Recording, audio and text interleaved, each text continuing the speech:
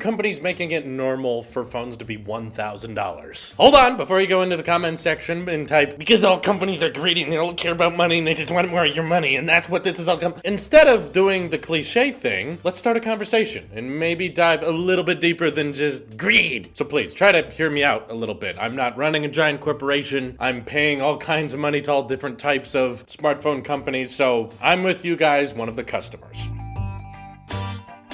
So this is a question that I see brought up in some live streams sometimes, and I think it's a pretty good one. I don't like it when smartphone companies decide that $1,000 phones are normal. The question is, are they really normal though? Because we know that from several months of sales history in the past that quite a lot of the best-selling smartphones out there are not quite $1,000, but what is becoming normal is making sure that your company, whatever that company is, whether it be Huawei, Samsung, or Apple, maybe potentially Google, if you have smartphones to sell, one of them is going to cost $1,000, with the exception of probably OnePlus. But I imagine the day that an iPhone costs $2,000 is the day a OnePlus phone will start costing $1,000, and that'll be considered budget. But personally, what I think this is of $1,000 smartphones is a growing market trend. It's not necessarily the new normal. I don't think I would go as far to say that, because if it was the new normal, it would have to be the average price of most smartphones released, and most smartphone unveilings, most smartphones that come out do not hit that $1,000 price point, unless maybe you start configuring up to half a terabyte, quarter terabyte of storage. But there is definitely some truth to your greedy cliche comments that yes, companies care about money. That's how they do what they do. That's how they're able to keep making new phones year after year. That's how they're able to update the software that you want to see updated in your phone year after year. They want to make those updates. All of those things cost money. So profit is important. And Apple and Samsung are definitely trying to prioritize people who are willing to spend those extra dollars, because the people who are willing to buy a brand new iPhone, expensive one every single year, are people who are enabling Apple to continue doing what they do, continue research and developing future technology so that next year's iPhone can hopefully be a little bit better than last year's. Things can improve, things can get better. Research for things that we don't even have yet needs to keep on going, and the way they're able to keep that research going is the people who buy new smartphones every year and are willing to pay full price, even for the higher configurations, because we want to see that company prevail. So definitely over time, smartphone companies have been raising the bar with what a phone can do, whether it be S Pen's iris unlock while retaining expandable memory, or the fastest CPU ever, Face ID, optimization between hardware and software, whatever it may be. Companies are going to keep pushing that forward, which year after year starts to cost a lot more because the phone is doing a lot more for more people. The iPhone X was one of the best-selling smartphones last year during a time, but once we got into the regular months throughout the year, we saw overall best sales given to the iPhone 8 and the iPhone 8 Plus for people who just need everyday things. So when I see those sales numbers, and they're alongside things like the Galaxy S9 and S9 Plus, which also don't typically break $1,000, I don't really see the companies making it a normal thing. I see it as a consumer making it a normal thing. Clearly, there's a lot of people out there that like buying the new smartphone every single year, and when there's enough of them saying that, yes, I want a smartphone to have all of these features, I want a phone to be able to shoot at this resolution and this frame rate and be able to make DSLR-like quality images and fantastic video, stereo recording, and be able to hold all of these pictures and videos at the same time, and be able to have a battery that lasts the whole day, yeah, that process and that need tends to be more expensive than the year before. But if there's a market for it, companies will cater to it, especially if there's money to be made. So if Apple would have made the iPhone X $1,000 last year, released it, and then no one cared because someone looked at the notch, someone looked at this somewhat bezel-less design and said, that's not as important, I'll stick with an iPhone 8. If most people would have done that and no one bought the iPhone X, then Apple would not continue in this tradition of the notched phone or making phones more expensive than typically they are, because they would see that there's no money really to be made there. Even if they are charging more than they usually do, if there's not a large enough market trend to go with, they're not going to stick with it. So the fact remains, a lot of people were interested in that new phone, and it's probably because of all the more affordable ways Apple and other carriers have made $1,000 phones. A lot of the time people forget, outside of the tech community, that not everyone buys their phone all at once. Not everyone buys it unlocked in a one-time payment. In fact, it's getting to a point where most people getting new smartphones are getting them on a monthly plan and paying for them monthly. So people who trade in their new iPhone every year so that they can get a new one, they will never actually pay $1,000 for the phone. They will pay half of that over the course of the year and then simply turn it back in. So before we start overreacting with, why are smartphone companies making $1,000 normal, just realize that there's a definite larger market than maybe what you're used to. Maybe you're used to smartphones costing $650 or $700 for an unlocked price, but there's a lot more people than you who are very, very interested in having the newest one and making sure that their phone does more and more and more every single year. And when that market grows larger, then Apple and Samsung are going to see that growing market and say, oh, see, a lot of people are willing to pay that much? Okay, maybe next year we should try a little bit more, see if they're willing to pay that much. But in my opinion, it's not like they're really ripping us off, because A, the people buying these phones are really, really enjoying them, and oftentimes for the new features advertised, whether it be a Bluetooth S Pen or more focal options when taking pictures or bigger battery lives. There are more and more parts, as we talked about in one of my more recent videos about how the iPhone XS Max only costs $440 to make. We can see that as the prices for smartphones are getting higher, the parts to assemble them are also getting more expensive and more premium, because our smartphones are replacing so much of what we do now. See, in the old days, you had a separate device for your cameras, you have a separate device for your phone, you had a separate device for browsing the internet, you had a separate device for doing math calculations, you had all of these separate devices, and now we're asking for one device to do all of these things and also look really good and have a great display and last throughout the entire day, no problem. So when we start asking more and more of our devices, obviously Apple and Samsung are going to be spending more and more money on the parts that go into it to make sure that they can meet all of our demands. So basically, $1,000 phones are an up-and-coming tradition because that there is a market for it. In other words, don't get mad that the company's making it. If you don't like the fact that $1,000 smartphones exist, get mad at the user base. Get mad at the market for liking that type of device and for encouraging companies to keep making those types of devices. But personally, I'm okay with this, because pretty much any smartphone company out there that sells $1,000 phones also sells pretty affordable phones if you look around on their website for just a little bit longer. Apple's iPhones start at $450. Even Google's Pixel line starts at $650. The one you may have me beat, though, is Red Digital. Their phone starts at $1,200 and they don't sell anything else. So I guess you can hate Red Digital. But for the most part, I don't think that the budget market is getting completely abandoned. Apple and Samsung know that they have huge, huge markets to cater to for people who don't need the fanciest things, who don't need the fanciest features, and they keep selling their phones. So I simply disagree with the statement that $1,000 phones is normal. It's definitely normal for YouTubers and journalists to report on those phones because they're the most exciting, but if we all just decided to get hyped and get invested into the $200, $300 cheap Androids we could find, no one would really be that interested. There's a growing market of people who love what smartphones do on their daily basis, and finding a phone that can do everything they ever imagined, plus a little bit extra, is a bit more fascinating to report on. There's also companies like OnePlus out there that are constantly going to try to cater to a more affordable market. So if you can't stand Apple, if you can't stand Samsung and their prices going up, keep in mind that there is still a vast majority of smartphones being sold for the sub $1,000 price tag, and a lot of people out there who even want the best phone, who even want the Note 9 or the XS Max, are paying for it monthly and are never actually going to end up spending over $1,000 on that phone. They just want access to it for a year and then they turn it back in. Personally, I think with all of the things smartphones help us do on a daily basis now, the price absolutely justifies what you get out of it. If you want the best overall experience, the smartphone with the best display in the world, with the best biometrics in the world, the best camera in the world, again, on a smartphone, with some of the best battery life we've ever seen on a smartphone, then yeah, it makes sense that that smartphone would cost a lot more than all the other smartphones because it has a lot of crazy features that not other smartphones can have. That doesn't mean that this phone's for you, simply means that for the people out there that are willing to spend as much as they need to get the absolute best, companies are going to cater to the people who are willing to pay for it. Because companies are not individuals, they are not people. When we refer to Apple and Samsung, we're not referring to one person. It's a company which is built up of hundreds of thousands of different people that all need to get paid individually, and they all work very, very hard to ensure that next year's product is even better than before, both on Apple's side and on Samsung's side. So when we refer to companies as entities, entities need to focus on how to stay alive. And by staying alive, we mean making a profit, earning revenue. So yeah, they're going to cater to the people who are willing to pay them the most. Hope that made sense. Hope that was interesting enough for you. Do you believe that smartphone companies are making $1,000 normal? And is that justified? I'd love to know your thoughts down in the comments below. This is your Apple Sheep here. I'll see you in the next one.